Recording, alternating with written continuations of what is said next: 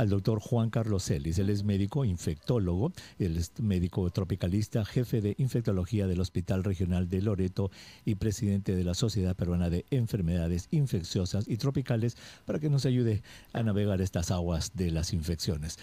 Doctor Celis, qué gusto de saludarlo. Buenos días. Noemí Mamani y Mauricio Fernandini están también en la mesa. Buen día, doctor Celis. Doctor Huerta, Mauricio Fernandini, muchas gracias por la invitación. Gracias, doctor. A ver, en primer lugar, esta discusión de si estamos en ola o estamos en un pico, ¿tiene importancia, digamos, para el pueblo, para la comunidad, para nuestros oyentes, doctor Celis? Yo diría que sí, pero ha ido cambiando con el tiempo los parámetros que debemos tomar para valorar estas horas. ¿A qué me refiero? ¿No? O sea, contar los casos ya se ha vuelto menos importante en el sentido de que los casos son muy leves y ambulatorios, prácticamente de la tercera ola cada vez hay menos casos hospitalizados y UCI y fallecidos. Y eso hace que contar los números se vuelva un tema complicado, porque hay hospitales, doctor Huerta, que están reportando, tengo 5 pacientes, pero no son por neumonía COVID, sino otra vez el tema de que están hospitalizados por otras patologías, y como les hacen la prueba, entonces tienen prueba positiva. Entonces, ya no es lo mismo valorar que la primera, la segunda, la tercera. Yo creo que eso sí ha cambiado.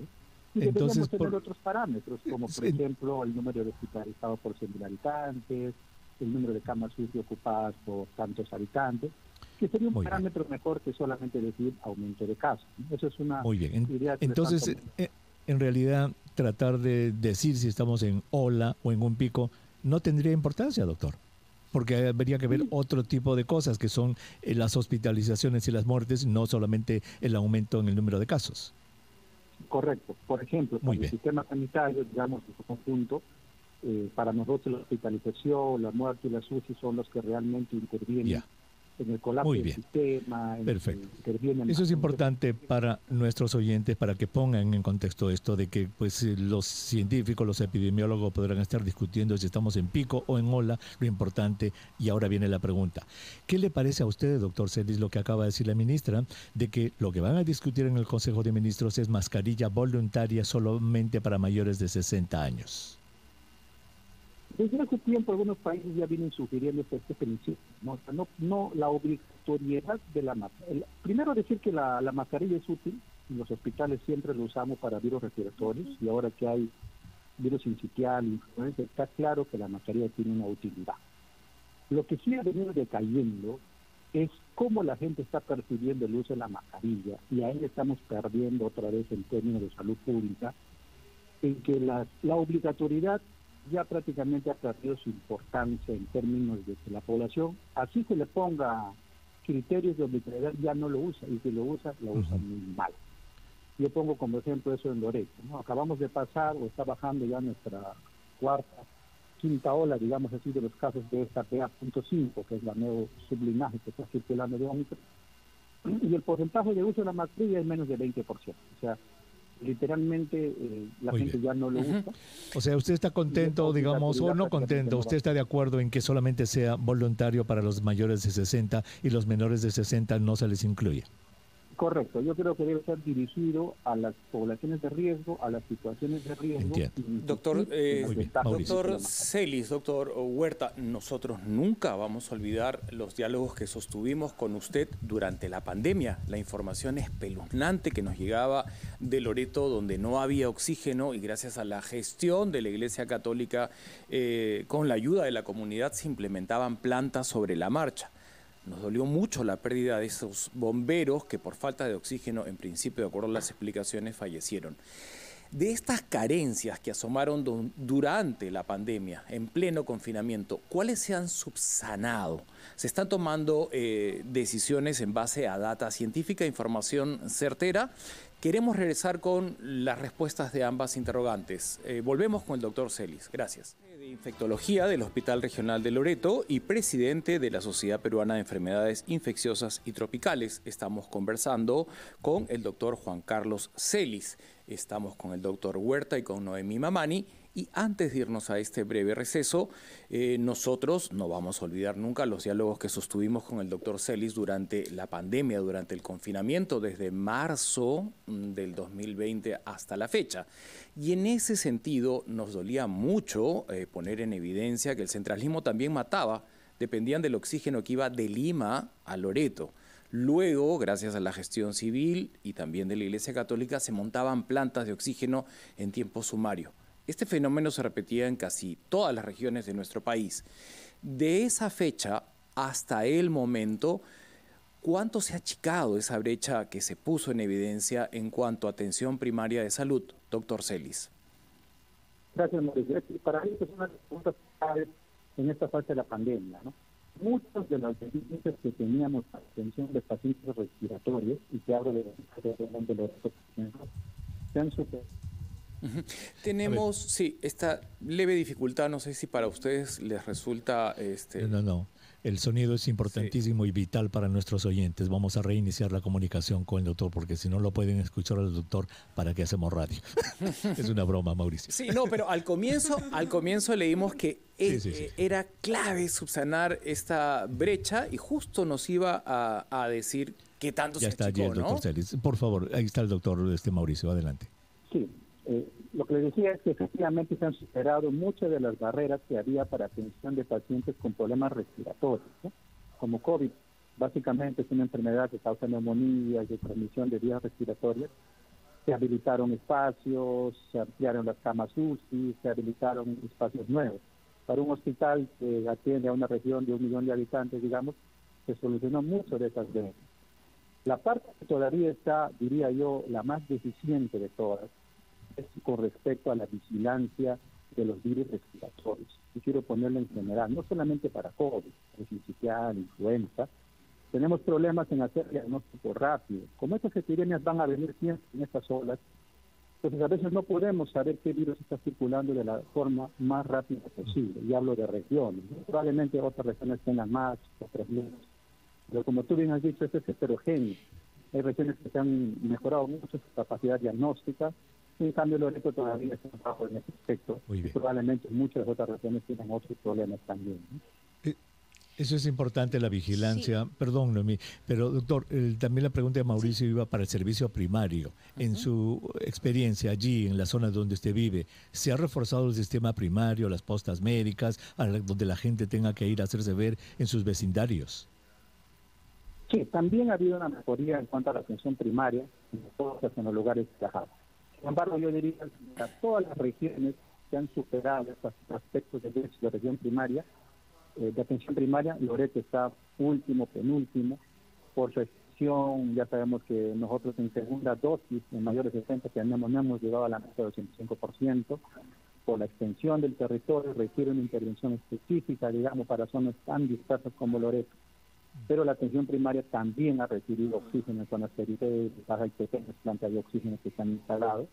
Y digamos, en estas circunstancias que hemos tenido, en esta especie de quinta ola que ha habido con esta PA.5, no ha necesitado ampliarlo o hacerse notar algún déficit, sobre todo con el suplemento de oxígeno en las zonas. Muy bien. Noemí. Sí, gracias, doctor Huerta. Doctor Celis, definitivamente hemos visto un cambio y podemos decir que ha sido por la fuerza debido a la pandemia de la COVID-19. La atención al sector salud era fundamental desde hace ya muchos años, pero la COVID-19 ha ayudado a que las autoridades puedan dotar presupuesto, puedan prestarle atención a ese sector tan sensible. Pero me gustaría, a propósito de lo que usted ha estado hablando, las variantes, subvariantes que hemos tenido, si podemos hacer un recuento de cuáles son las que se encuentran actualmente entre nosotros, entre la sociedad peruana. Hablábamos de la Delta, en algún momento la Lambda pasó a ser la predominante. Cuéntenos cómo está la situación ahora. ¿Seguimos conviviendo con esas variantes? Vamos a seguir, Noemí.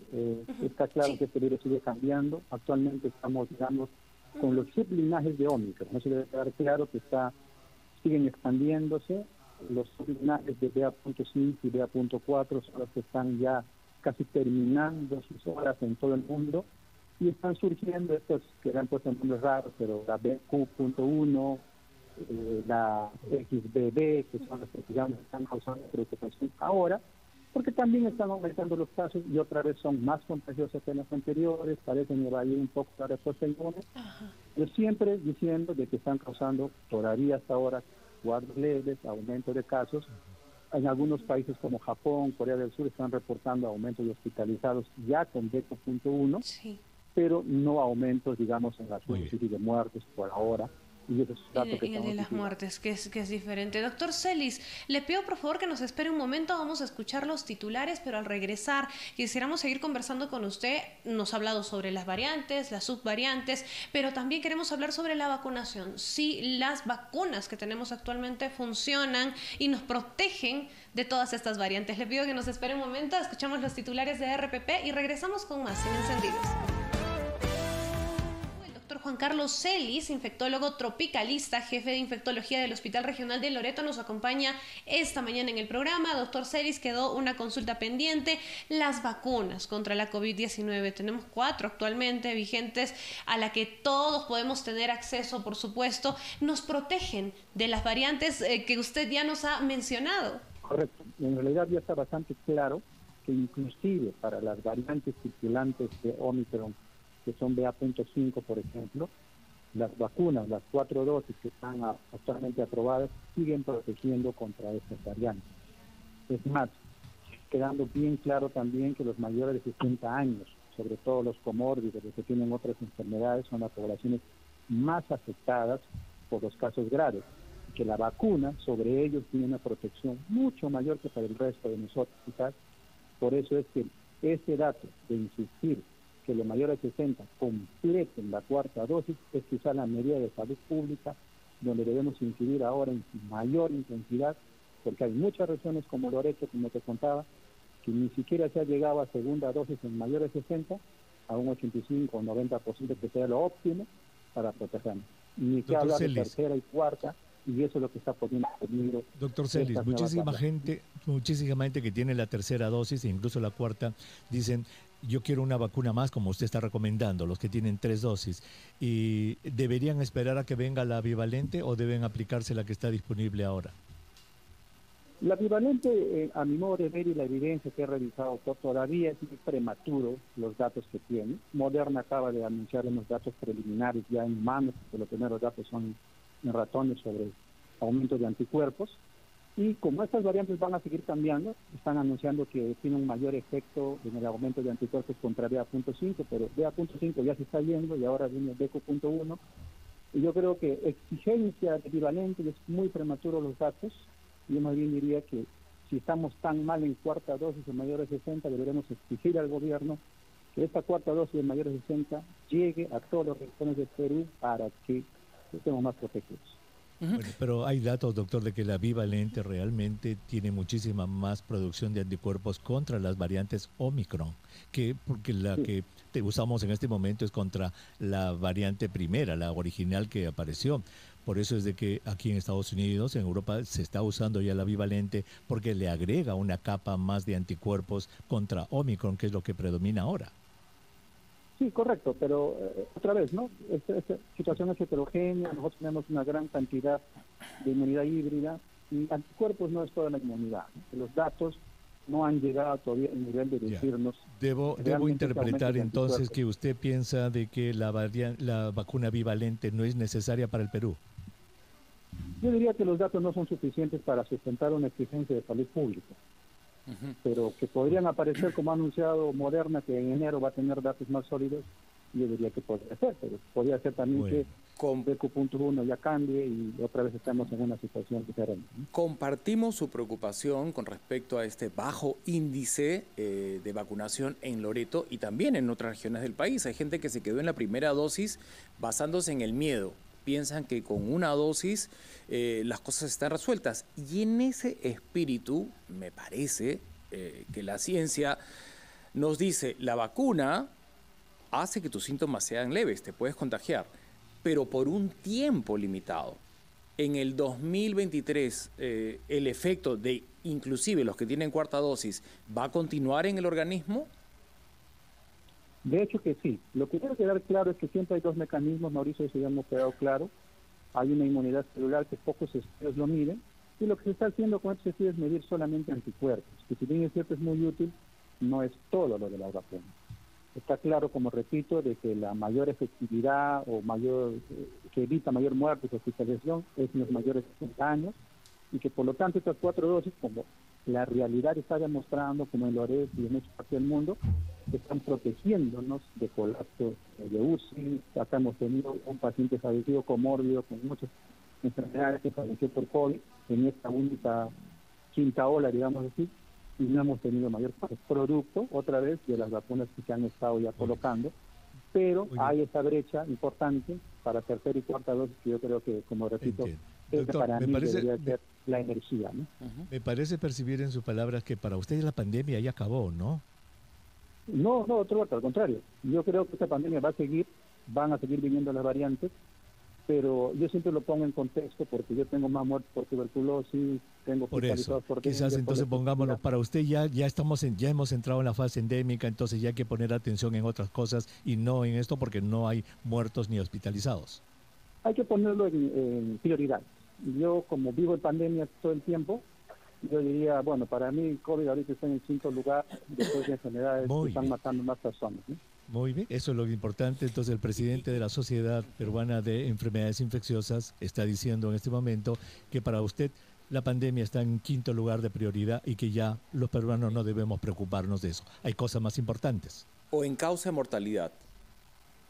Correcto. Por ejemplo, ahorita hay una preocupación importante que es la llegada de esta gripe aviar de alta patogenicidad que ha llegado al Perú, que tiene alto potencial de convertirse en un problema para humanos también, que ha reportado en las cosas del doctor. Mi problema con la tuberculosis es bastante grande. Quiero que se ponga más atención a un tema como ese, Es siempre importante estar claro, doctor Celis. Le agradecemos muchísimo su sinceridad. Entonces, para usted, como presidente de la Sociedad Peruana de Enfermedades Infecciosas, la pandemia ha pasado a un segundo, tercero, cuarto, quinto plano. El Perú debe ya empezar a preocuparse de otras cosas, ¿cierto? Así es.